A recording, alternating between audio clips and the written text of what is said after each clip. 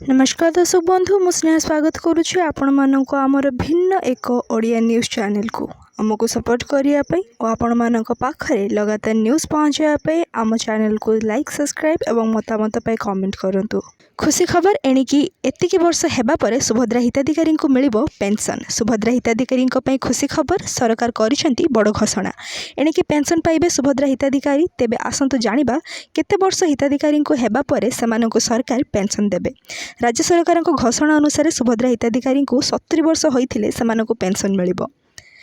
एमबीपीवाई और एनएसएपी रे हिताधिकारी को एने अंतर्भुक्त करा जिवो। 60 वर्ष पर हिताधिकारी मानकु एएमबीपीवाई और एनएसएपी रे आवेदन करने को पड़ो बोली सरकार पक्षर कहुई।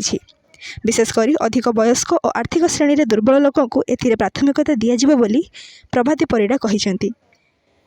राज्य सरकार सुभद्रा हिताधिकारी को मधुबाबू पेंशन योजना और जातीय सामाजिक कार्यक्रम में जोड़े सरकार। 60 वर्ष पर सुभद्रा हिताधिकारी को पेंशन में सामिल करने को चिठी होईछि। एथिरे राज्यर 2 लाख अधिक सुभद्रा लाभार्थी उपकृत हेबे।